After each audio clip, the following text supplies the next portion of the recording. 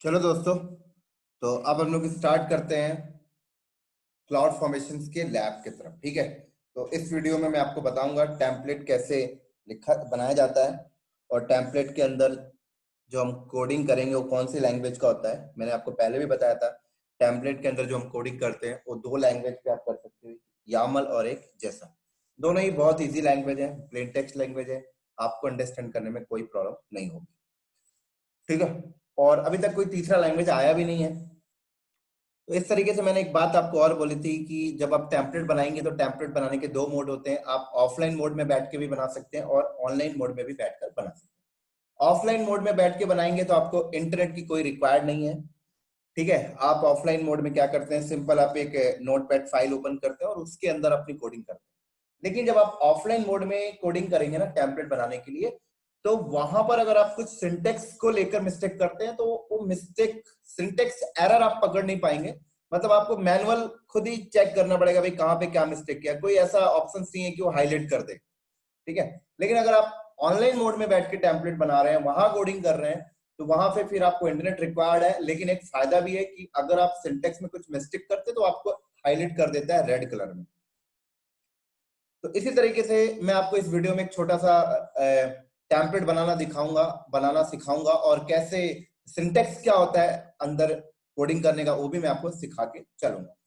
तो चलो फिर हम लोग स्टार्ट करते हैं। तो ये मेरी नोटपैड एक फाइल है, मैंने एक नोटपैड फाइल ओपन किया और उसके बाद डबल कर्ली ब्रैकेट। ठीक है, ये डबल कर्ली ब्रैकेट यहाँ पे क्या कर रहा है, पहला वाला कर्ली ब्रैकेट जो है ये ओपन कर रहा है और ये क्लोज कर रहा है। जो भी कोडिंग हम करेंगे वो इन कर्ली ब्रैकेट के बीच में ही करेंगे, लिखेंगे। तो इस जोन इनके बीच में ही लिखा जाएगा जो भी लिखेंगे। तो मैंने एंटर किया और मैंने आपको बताया था कि टेम्पलेट के इतने सारे सेक्शंस होते हैं, राइट। और मैंने ये भी बताया था कि रिसोर्स वाला सेक्शन रिक्वायर्ड होता है, बाकी सारे ऑप्शनल होते हैं। लेकिन बाकी के सेक्शन जो है ना वो एक आपके टेम्पलेट को थोड़ा स्मार्ट बना देता है। कंडीशंस वगैरह अगर आप सेक्शन यूज करें तो काफी स्मार्ट हो जाता है आपका टेम्पलेट। बट हम इन सेक्शन को अभी डिस्कस नहीं करेंगे, हम इन सेक्शन को डिस्कस करेंगे जब हम ये सारी सेक्शन को पढ़ लेंगे। जब हम सारे सेक्शंस के बारे में अच्छे से अंडरस्टैंड कर लेंगे, पढ़ लेंगे, तब हम इनको यूज करेंगे। अभी सिर्फ मैं आपको एक रिसोर्स सेक्शंस के बारे में बताने वाला हूं।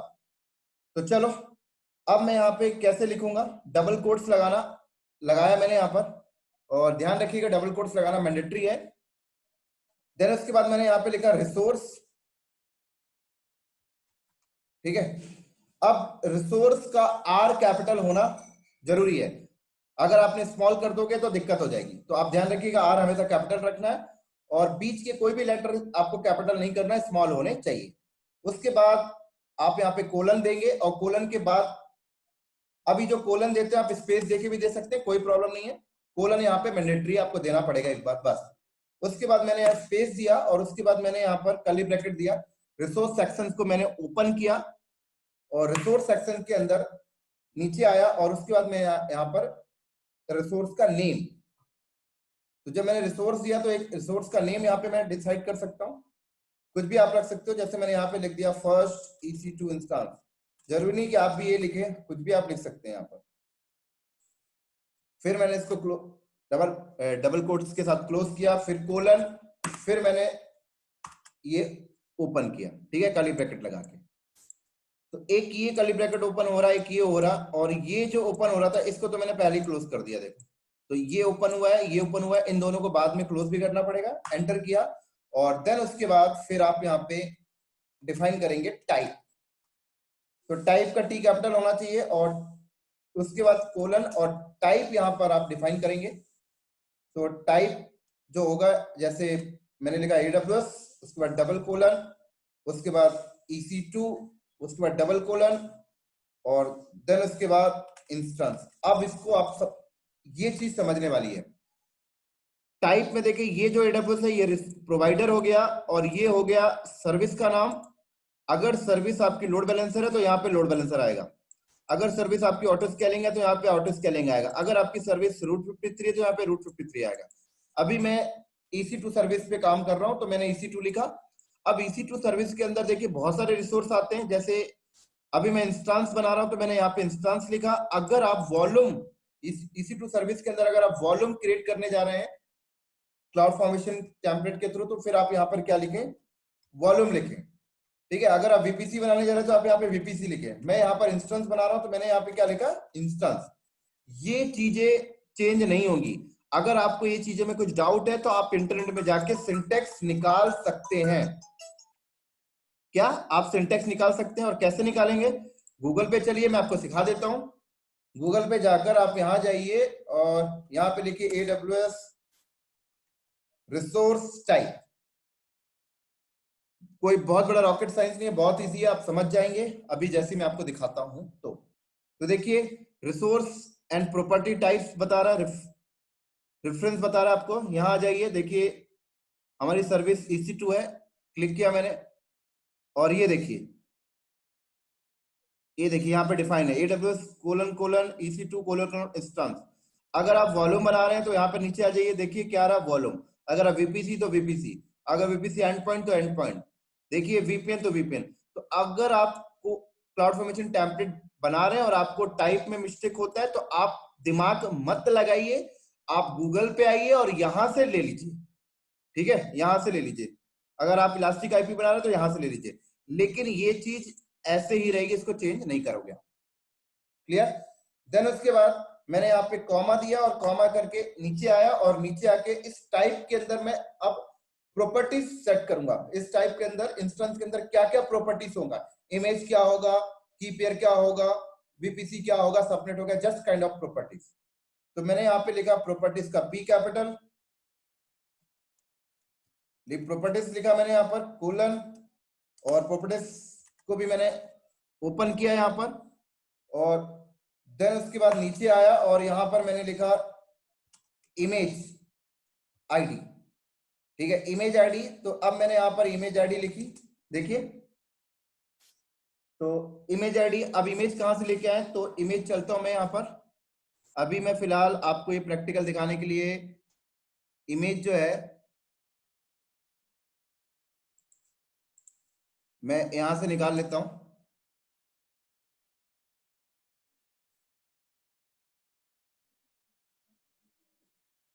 यहां से इमेज मैं निकालता हूं। ये इमेज देखिए मैं यहां से कॉपी किया, ठीक है, और ये इमेज मैंने यहां पर पेस्ट कर दिया, बस बात खत्म। अब यहां पर प्रॉपर्टीज में और क्या क्या आ जाएगा, आप यहां पर की पेयर दे सकते हैं, नंबर ऑफ चीजें दे सकते हैं, और प्रॉपर्टीज में और क्या क्या आता है ये सिंटेक्स भी आप गूगल से देख सकते हैं। तो गूगल पे जाइए, देखिए जो आपने रिसोर्स टाइप में आए थे, यहां पर नीचे आइए, सॉरी इंस्टेंस में जाइए, देखिए यहां क्लिक करिए, तो यहां पर देखिए आपको बता रहा है, देखिए प्रॉपर्टीज में क्या क्या आ सकता है, नंबर ऑफ चीजें आ सकती हैं। अभी आपने इमेज ID दिया है, ऐसे होस्ट ID आ सकती है, ऐसे देखिए नंबर ऑफ चीजें, की नेम देखिए आ सकता है, ठीक है, सिक्योरिटी ग्रुप आ सकता है, देखिए टेनेंसी आ सकता है, टैग आ सकता है, सबनेट ID, नंबर ऑफ चीजें, वॉल्यूम, सब कुछ आ सकता है, नंबर ऑफ चीजें आ सकती हैं यहाँ पर। लेकिन अभी मैं सारी चीजें डिफाइन नहीं कर रहा, सिर्फ मैं इमेज देके चल रहा हूं। और अगर आपने प्रॉपर्टीज में और चीजें डिफाइन नहीं किया, जैसे की नेम नहीं डिफाइन किया, इंस्टेंस का टाइप डिफाइन नहीं किया, तो बाय डिफॉल्ट वाला पिकअप करेगा, ठीक है। लेकिन आपको एक चीज ध्यान रखना है, जब आप ये टाइप के अंदर, ये जो प्रॉपर्टीज के अंदर जो आप डिफाइन करेंगे, यहां पर इमेज ID का सिंटेक्स ऐसा ही होना चाहिए। अगर आपको कंफ्यूजन है, मान लीजिए इमेज ID अगर आपने यहां पर D कैपिटल कर दिया या आपने यहां पर ID कैपिटल स्मॉल कर दिया, तो दोस्तों आपको एरर देखने को मिल सकता है। तो आप, बेस्ट प्रैक्टिस ये होता है कि आपको अगर कुछ डाउट है कि इमेज ID ऐसे ही आएगा क्या या नहीं आएगा, तो आप यहाँ पे आके चेक कर लें। देखिए इमेज ID ऐसे ही लिखे, अगर आप इंस्टेंस टाइप दे रहे हैं तो इंस्टेंस टाइप में ऐसे ही लिखे। ऐसा नहीं है कि इंस्टेंस का I कैपिटल और ये वाला T स्मॉल कर दिया तो नहीं चलेगा। जो कैपिटल वाली बात मैंने किया था वो यहाँ पे आएगा, ये। लेकिन जो प्रॉपर्टीज है वो प्रॉपर्टीज ऐसा ही आएगा। आपको डाउट होता है, यहां से आके निकाल लें। अभी मैं ये सारी चीजें डिफाइन नहीं कर रहा, सिर्फ इमेज ID पे लेके चल रहा हूं, आगे आपको सारी चीजें करके बताऊंगा, ठीक है। चलो, तो ये इमेज ID मैंने डिफाइन कर दिया। अब यहां पर आप देखें, आपने कितने ब्रैकेट ओपन किया, एक ही ओपन किया, एक ही ओपन किया, एक ही ओपन किया। ये वाला जो आपने शुरू में ओपन किया था ये तो हमने यहाँ पे क्लोज कर दिया। तो आपने जितने ब्रैकेट ओपन किए हैं उतने ब्रैकेट आपको क्लोज भी करने पड़ेंगे। तो मैंने एंटर किया, ये मैंने क्लोज किया, तो ये वाला ब्रैकेट क्लोज हो गया। अब ये वाला ब्रैकेट क्लोज करना है तो एंटर किया, ब्रैकेट क्लोज, तो ये वाला क्लोज हो गया। अब ये वाला ब्रैकेट भी क्लोज करना है तो मैंने क्या किया, एंटर किया और ये ब्रैकेट क्लोज। तो देख सकते हैं ये ब्रैकेट ये क्लोज हो गया, ये ब्रैकेट ये क्लोज हो गया, ये ब्रैकेट ये क्लोज हो गया और ये ब्रैकेट ये क्लोज हो गया। बस, तो ये एक छोटा सा मैंने आपको कोड लिखना बताया। अब क्या करना है आपको, अब यहां पर आप इसको सेव करिए। तो मैंने इसको सेव एस किया और सेव एस करके मैंने डेस्कटॉप में इसको रख लेता हूं और मैंने नाम दे दिया क्लाउड नॉलेज के नाम से।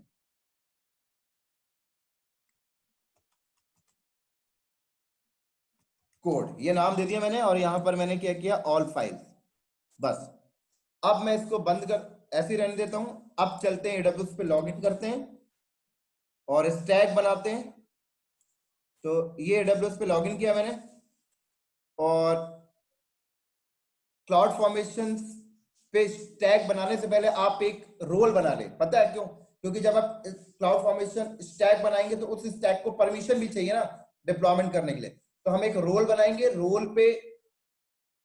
रोल जो बनाएंगे वो क्लाउड फॉर्मेशन के लिए बनाएंगे, उस पर परमिशन दे देंगे और फिर स्टैक बनाते टाइम वही रोल यूज करेंगे। जिनको ये शब्द समझ में नहीं आया तो वो लोग पहले मेरा IAM का टॉपिक जाके पढ़ लीजिए।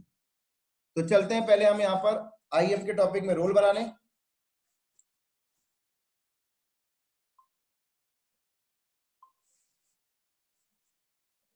तो रोल पे आ जाए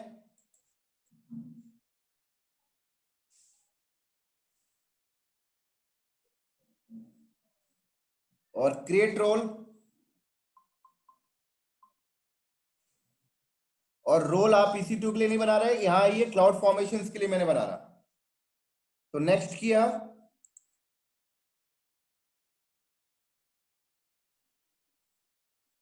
और देन उसके बाद रोल पे मैं एडमिनिस्ट्रेटर एक्सेस दे देता हूं और टैग की वैल्यू यहां पे मैंने बोला क्लाउड नॉलेज।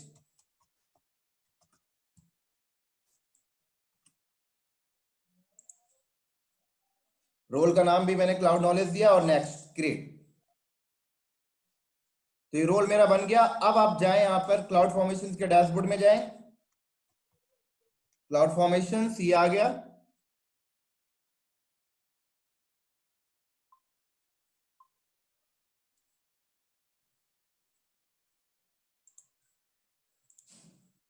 ये पहले से बना हुआ था, मैं इसको डिलीट करता हूं।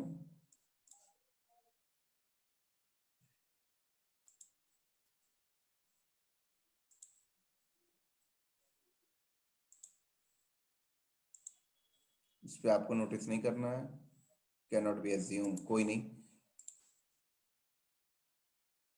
मैं यहाँ पे एक नया स्टैक बना लेता हूँ, क्रिएट न्यू स्टैक। एक मिनट रुक जाइए, आपको मैं दूसरा रीजन ले लेता हूँ, कैलिफोर्निया। ठीक है, कैलिफोर्निया रीजन पे चलते हैं, एकदम फ्रेश। ठीक है, तो अब मुझे एक काम करना पड़ेगा। रोल मैंने उस वाले रीजन में बना दिया है तो मुझे इस वाले रीजन में आके रोल बनाना पड़ेगा। तो 2 मिनट, यहाँ पर भी मैं, ओ सॉरी, IAM तो ग्लोबल है ना, कोई बात नहीं, इसी रोल को हम इस्तेमाल कर लेंगे क्योंकि IAM सर्विस तो ग्लोबल है, कोई बात नहीं। सीधे आइए आप क्लाउड फॉर्मेशन में, लेकिन आपको एक काम करना पड़ेगा। आपने जो टेम्पलेट लिखा है ना, इस टेम्पलेट में जो आपने इमेज यूज किया, इमेज आईडी, वो वर्जीनिया रीजन की इमेज की आईडी थी। अभी हम कैलिफोर्निया में आ गए तो हम कैलिफोर्निया रीजन की इमेज को आईडी को दे देते हैं, नहीं तो फिर वो दिक्कत आ जाएगी, वो बोलेगा इमेज नॉट फाउंड। तो 2 मिनट का टाइम दीजिए बस।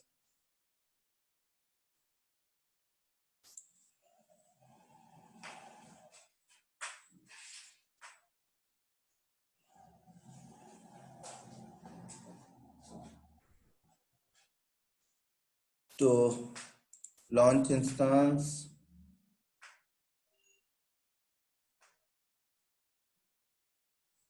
ये इमेज आईडी सेट, कॉपी किया और अपना कोड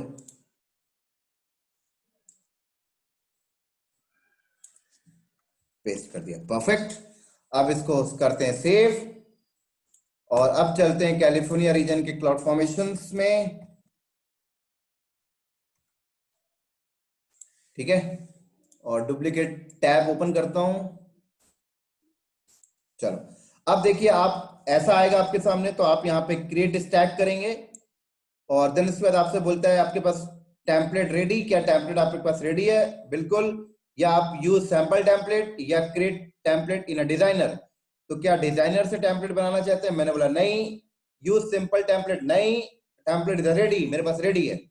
अब कह रहा है स्पेसिफिक टेम्पलेट। अब आपका टेम्पलेट, ये जो मैंने टेम्पलेट बनाया है, ये टेम्पलेट मैं क्या करूं, ये टेम्पलेट मैं क्या करूं, S3 कैलिफोर्निया में जाके एक S3 बकेट बनाऊं या किसी और रीजन में जाके एक बकेट बनाऊं और उस बकेट पे ये टेम्पलेट फाइल को अपलोड कर दूं और उस बकेट को S3 बकेट का यूआरएल यहाँ पे दे दूं, वो पिकअप कर लेगा। ठीक है, लेकिन मैंने बोला नहीं, अपलोड अ टेम्पलेट फाइल। मैंने बोला लोकल सिस्टम पे है, तो मैंने ये किया अपलोड टेम्पलेट फाइल और उसके बाद मैंने यहाँ पर चूज फाइल किया और यहाँ पर आके मैंने डेस्कटॉप पे गया और क्या नाम रखा था मैंने, क्लाउड नॉलेज कोड, ये रहा। तो अब मैंने इसको ओपन किया, अब देखो ये चूज फाइल कर रहा है, देखिए देखिए। उसके बाद जब मैं यहाँ पे नेक्स्ट करूं तो ये देखिए आगे आ गया। मान लीजिए इस टेम्पलेट में अगर कुछ मैंने सिंटेक्स गलती की होती तो यहाँ पर मुझे एरर दे देता, ये वाला स्टेज आता ही नहीं। तो मान लीजिए मैं इस पे एरर क्या कुछ मिस्टेक करता हूं, जैसे मैंने आपको बताया था कैपिटल आर होना चाहिए, अगर मैं इसको स्मॉल आर किया और अब सेव करता हूं, ठीक है। अब मैं इसको बैक गया और मैंने choose file, desktop, cloud knowledge code. तो अब देखें आप, अब देखें आप, नेक्स्ट किया मैंने तो देखें देखें यहां पर आपको एरर बता दिया, देख सकते हो। तो अगर आप कुछ मिस्टेक करोगे तो आपका टेम्पलेट अपलोड ही नहीं होगा। तो अब मैंने इसको मिस्टेक को सही कर दिया और जब मैंने मिस्टेक सही किया और अब मैं दोबारा अपलोड करता हूं तो अपलोड हो जाएगा। देखिए अब मैं यहां पर गया, तो ये सारी चीजें ना इंटरव्यू में पूछी जाती हैं जो मैं आपको बता रहा हूं ये। अब देखें परफेक्ट तरीके से अपलोड हो जाएगा। देखिए नेक्स्ट, देखिए कोई एरर नहीं आया। अब एक और मिस्टेक करते हैं, अगर मैंने यहां पर मिस्टेक कर दिया, जैसे मान लीजिए अगर मैंने कोलन भूल गया लगाना, तो अब देखें सेव करता हूं और दोबारा अपलोड करता हूं तो फिर एरर दे देगा वो।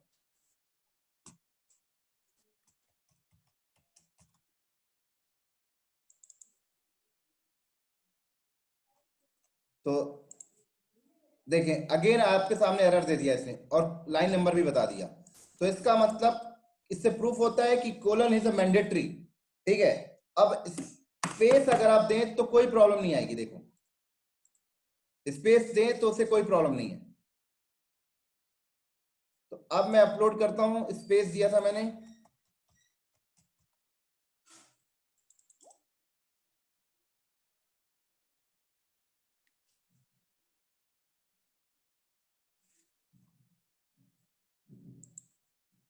तो देखिए कोई प्रॉब्लम नहीं है। तो इस चीज से प्रूफ होती है कि मैं आपको जो थ्योरी बता रहा था that is a perfect. Clear? अब देखिए अगर मैं यहां पर इमेज आईडी में जैसे ये यहां पर कुछ भी मिस्टेक करता हूं तो आपको कोड ही अपलोड नहीं होगा, आपका टेम्पलेट ही अपलोड नहीं होगा। तो ये चीज आपको ध्यान रख के चलना है। ठीक है, तो चलो मैं बैक आता हूं और कोड को एक बार चेक कर लेता हूं, कुछ गलती तो नहीं है, परफेक्ट है। और अब मैं इसको क्या करता हूं, यहां से चूज फाइल और मैंने यहां पर क्लाउड नॉलेज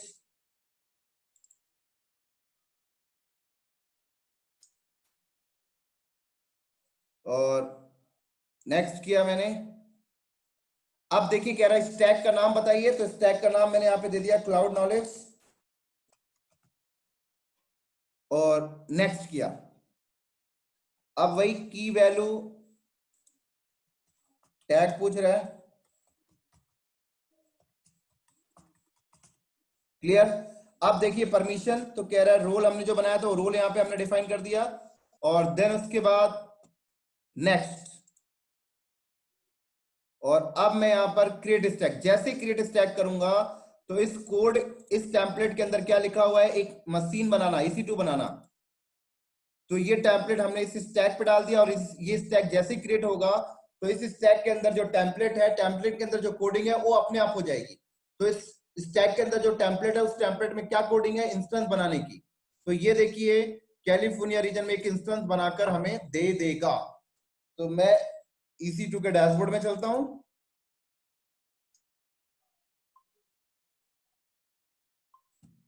तो देखिए अभी कोई भी इंस्टेंस यहां पर अवेलेबल नहीं है, ठीक है। तो अब जैसे ही मैं स्टैक को क्रिएट करूंगा यहां इंस्टेंस बन जाएगा। तो देखें यहां पर मैंने क्रिएट स्टैक किया, तो देखिए ये स्टैक रेडी हो रहा है।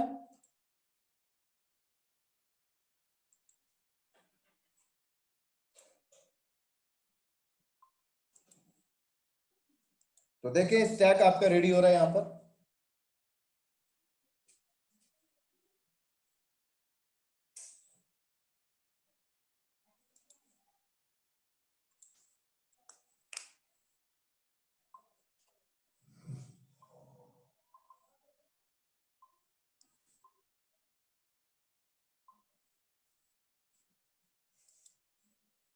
तो देखिए क्रिएट कंप्लीट। तो अब आप यहां जाएं तो देखिए रिफ्रेश करें, इसने एक इंस्टेंस बना दिया, देख सकते हो दोस्तों, देख सकते हो इसने क्या किया, एक इंस्टेंस इसने बना दिया। इसने बाय डिफॉल्ट इंस्टेंस का टाइप M1 स्मॉल उठाया, आपने जोन नहीं दिया तो बाय डिफॉल्ट उसने जोन उठा लिया। उसके बाद आप देखें आपने की नहीं दिया तो यहां पर की नहीं आया, ठीक है, क्योंकि अभी हमने प्रॉपर्टीज में ज्यादा कुछ बताया भी नहीं था। और अगर आप क्लाउड फॉर्मेशन स्टैक में जाएं तो अगर आप यहां पर टेम्पलेट में जाएं तो देखिए यहां पे दिखा भी रहा है, देख सकते हैं। तो ये ब्यूटी है दोस्तों क्लाउड फॉर्मेशन की। अभी तो ये छोटा सा एक ट्रेलर है, अभी तो आप रियल पिक्चर अभी आपने देखा ही नहीं क्लाउड फॉर्मेशन का, आगे बताऊंगा। पूरा का पूरा डेटा सेंटर डिप्लॉयमेंट करने का, पूरा का पूरा इंफ्रास्ट्रक्चर डिप्लॉयमेंट करने का कोड आप यहां लिख दीजिए, इस और टेम्पलेट बना के रेडी कर दीजिए। इस टेम्पलेट को स्टैक में डाल दीजिए, स्टैक क्रिएट करिए, अपने आप VPC बन जाएगा, अपने आप लोड बैलेंसर, अपने आप इंस्टांस, पूरा का पूरा इंफ्रा बन जाएगा अपने आप। ये छोटा सा ट्रेलर है, अभी पिक्चर बाकी है। तो अब मुझे अगर ये डी कमीशन करना है, डी प्रोविजनिंग मान लो अगर मुझे ये करना है, तो मैं इस स्टैक को, ये जो स्टैक बना है, ये स्टैक को मैं यहां से डिलीट कर दूं, ये चीजें डी प्रोविजनिंग हो जाएगी। तो देखिए इस स्टैक को मैं करता हूं यहां से डिलीट, तो देखिए डी प्रोविजनिंग भी अपने आप हो जाएगी, ये इंस्टेंस भी अपने आप उड़ जाएगा। अगर उस स्टैक के अंदर जो टेम्पलेट है, उस टेम्पलेट में पूरा इंफ्रास्ट्रक्चर बनाने का कोड था, और आपने अगर उस स्टैक को डिलीट कर दिया तो पूरा का पूरा डेटा सेंटर डी कमीशन हो जाएगा।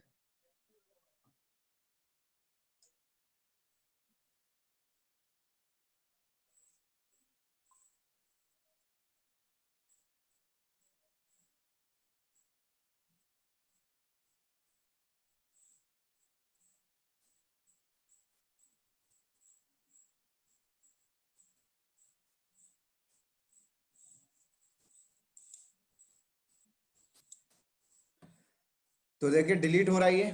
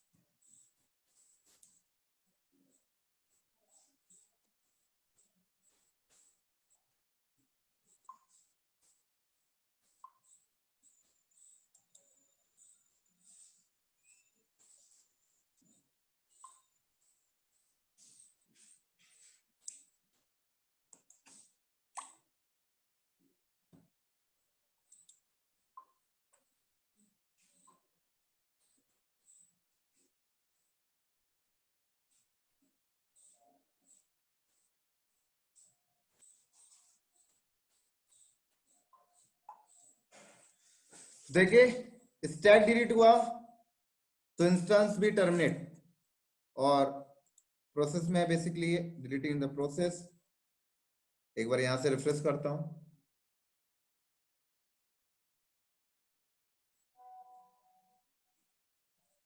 तो देख सकते हैं स्टैक गायब, स्टैक डिलीट कर दिया हमने।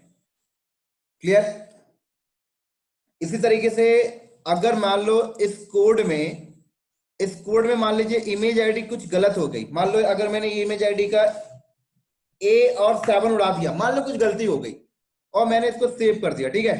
अब मैं स्टैक बनाता हूं और मैंने यहाँ पे अपलोड टेम्पलेट फाइल किया, चूज फाइल किया, और यहां पर मैंने दोबारा से उस सेम कोड को अपलोड करता हूं, तो नेक्स्ट किया, तो इस बार एरर नहीं आया, क्योंकि अपलोड करते टाइम एरर सिंटेक्स को लेकर आता है, लेकिन इसके अंदर आपने कुछ गलती किया तो उसका एरर नहीं आया। उसका एरर कब आएगा अभी देखिएगा। स्टैक का नाम इस बार मैंने लिख दिया क्लाउड नॉलेज, नेक्स्ट किया, टैग दे दिया मैंने यहां पर,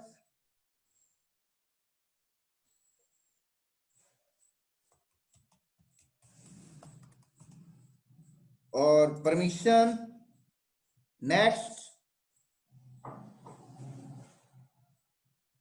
क्रिएट स्टैक। अब देखिए यहां पर एरर देगा, बोलेगा इमेज इज नॉट फाउंड। देख सकते दोस्तों क्या बोल रहा है यहां पर, क्या बोल रहा है यहां पर पढ़े, इनवैलिड AMI। देखिए इनवैलिड AMI साफ साफ आपको बता दिया, और उसने रोल बैक कर दिया। तो रोल बैक का मतलब क्या है कि मान लीजिए यहां पर मैं इसके ऊपर नंबर ऑफ चीजें और दे रखा था, जैसे वॉल्यूम की पेयर, तो अगर ये वॉल्यूम की पेयर तक बना दिया, लेकिन इमेज आईडी में उसको आके कुछ प्रॉपर तरीके से फाइंड आउट नहीं कर पाया, तो ये क्या करेगा, पूरा रोल बैक कर देता। पूरा रोल बैक का मतलब जो चीजें बनाया था वो भी डीकमीशन कर देगा। ऐसा नहीं है कि आपके इस कोड के अंदर प्रॉपर्टीज के अंदर 10 चीज लिखी हुई थी, 8 चीजें बन गई, अब 9वीं चीज में कुछ दिक्कत आया तो उसने 8 को बने रहने देगा, 9वें को एरर देगा, नहीं, वो जो पहले बनाया वो उसको रोल बैक कर देगा। तो देखिए इसने रोल बैक किया और जो बनाया था उसे भी डिलीट कंप्लीट। तो ध्यान रखना है कि आपको ये चीजें लेकर, तो अगर मैं इसको वापस से परफेक्ट किया 7A, और मैं इसको सेव करता हूं यहां से, और सेव करने के बाद मैं इस स्टैक को दोबारा से किया डिलीट,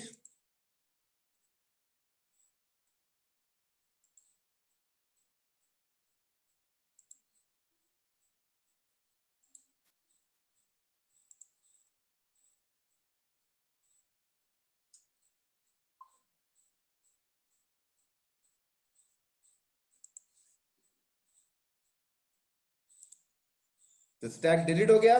और मैंने इसको करेक्ट किया, करेक्ट करके मैंने इसको सेव करता हूं, और सेव करने के बाद अगेन क्रिएट स्टैक और चूज फाइल,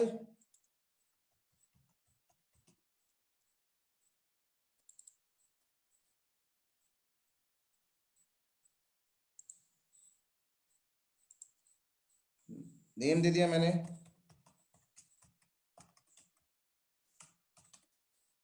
और देन नेक्स्ट टैग दे देते हैं इस बार डेव सर्वर, ये लो डेव सर्वर दे दिया मैंने, परमिशन दे देते हैं, रोल अटैच कर दिया स्टैक को, एंड अगेन क्रिएट।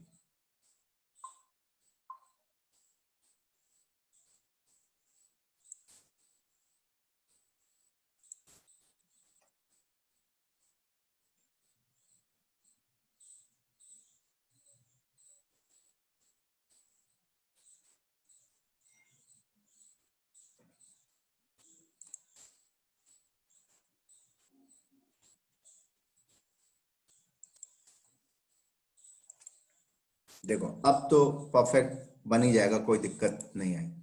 रिफ्रेश करते हैं तो देखें बन गया। क्लियर? इसी तरीके से जब आप टेम्पलेट के अंदर कोडिंग करते हैं तो आप इसको थोड़ा सिस्टमैटिक भी कर सकते हैं। जैसे अभी देखो इक्वल आ रहा है, आप इसको सिस्टमैटिक मतलब थोड़ा यहाँ पे स्पेस दे दें, है ना, टाइप के अंदर ऐसे स्पेस दे दें, ठीक है। आप इसको प्रॉपर्टीज को थोड़ा अंदर कर दें, ठीक है, ये थोड़ा आप ऐसे कर दें, तो कई बार आपको ना इस तरीके से सिस्टमैटिक रूप से भी आपको मिलने वाला है, ठीक है। हालांकि कोई प्रॉब्लम नहीं होती अगर आप ऐसे ना रखें तो भी, बट मैं आपको इसलिए बता रहा हूँ कई लोग ऐसे लिखें, तो आप घबराना नहीं है कि ये कौन सा सिंटेक्स, ठीक है। अब देखिए, मान लीजिए मैंने ये ब्रैकेट लगाना भूल गया, तो अब आपको यहाँ पर सिंटेक्स का एरर नहीं पता कर रहा, आपको खुद जज करना पड़ेगा। अच्छा ये ब्रैकेट स्टार्ट हुआ था तो ये क्लोज है, अच्छा ये स्टार्ट हुआ है तो ये इसको क्लोज कर रहा, अच्छा ये स्टार्ट हुआ है तो ये क्लोज हो रहा है, अच्छा ये इसका क्लोज है ही नहीं। तो अगर आप, ये तो आपने ऑफलाइन मोड में लिखा, अगर आप ऑनलाइन मोड में लिखते तो कैसे लिखना होता, देखिए ऑनलाइन मोड में आपको ऐसे लिखना होता है कि आप गूगल पे आए और यहाँ पर लिखें ऑनलाइन जेसन एडिटर, ये चीज मैंने आपको पहले भी बताई थी, और यहां से ओपन किए रहे और यहां पर बैठकर आप कोड लिखना स्टार्ट कर दें इस तरीके से, ये लें, ऐसे कोड लिखना स्टार्ट कर दें आप यहां पर, ये लें। तो कुछ एरर करेंगे तो ये खुद ही आपको बता दिया करेगा। तो जैसे कि मैं अपना इस कोड है, ये मेरा कोड है, मैं इसको परफेक्ट करता हूं, और मैंने इसको यहां से कॉपी किया, और कॉपी करने के बाद मैं जेसन में जाके यहाँ पे ये ऑनलाइन एडिटर पे जाके पेस्ट किया, और देखिए प्रॉपर, अगर मान लीजिए इस तरीके से है, ठीक है, ये लीजिए, अगर आप इसको प्रॉपर सिस्टमैटिक बनाना चाहते हैं तो यहाँ पे क्लिक करिए, देखिए सिस्टमैटिक बन गया, देखिए प्रॉपर सिस्टमैटिक हो गया ये।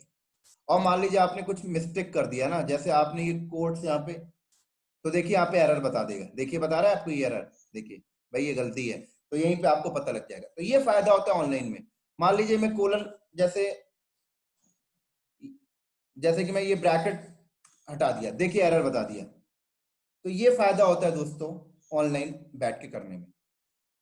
अब देखिए, अब जैसे आप चेक करना चाहते हैं कि ये वाला ब्रैकेट स्टार्ट हुआ है तो क्या इसका क्लोज हुआ है, तो यहां पर ऐसे क्लिक करें तो देखो बता रहा है ये देखिए क्लोज। इसको चेक करना चाहते हैं तो देखिए यहाँ पे क्लिक करें तो बता रहा है ये देखिए क्लोज, छोटा सा हाईलाइट हो रहा है। यहाँ पे आप क्लिक करें तो बता रहा है ये भी क्लोज हो रहा है, यहाँ पे क्लिक करें देखो बता रहा है ये भी क्लोज हो रहा है। तो ये फायदा होता है कि ऑनलाइन में जाकर आप टेम्पलेट बनाए, तो ये फायदा होता है कोडिंग करें। तो इस तरीके से इंडस्ट्रीज के अंदर क्या होता है कि ऑनलाइन में बैठ के काम करते हैं, ऐसे बना लिया और उसके बाद इसको ऐसे कॉपी किया, और कॉपी करके फिर वो लोग क्या करते हैं, अपने नोटपैड पे गए और ये लो, सॉरी नोटपैड भी मजे ले रहा है आज, कोई नहीं, हम इसको ऐसे, आई थिंक ये मुझे सही करना पड़ेगा और मुझे इसका आइडिया नहीं है, तो मैं नोटपैड प्लस प्लस ओपन कर लेता हूँ। आप लोगों को भी रिकमेंडेड करता हूँ नोटपैड प्लस प्लस यूज करें तो ज़्यादा बेस्ट होगा। तो ये नोटपैड प्लस प्लस में अगर मैं ला के वहां से कॉपी किया तो देखिए परफेक्ट, देखिए इस तरीके से काम किया जाता है। तो ये एक छोटा सा डेमोस्ट्रेशन था क्लाउड फॉर्मेशन लैब का, और अगले वीडियो में हम नेक्स्ट सेक्शन देखेंगे क्लाउड फॉर्मेशन का। तो ये स्टैक कंप्लीट हो गया, इसको डिलीट भी करना था मुझे, तो इस टैग को देखिए मैं यहाँ से डिलीट कर देता हूँ।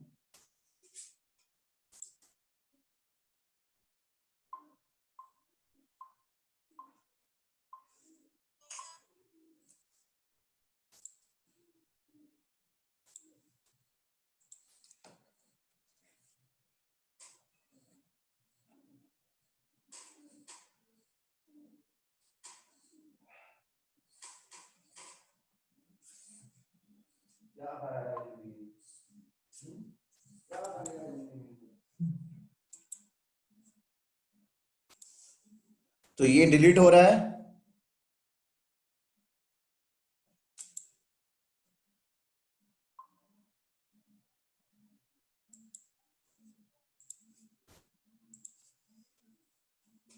तो प्रोग्रेस में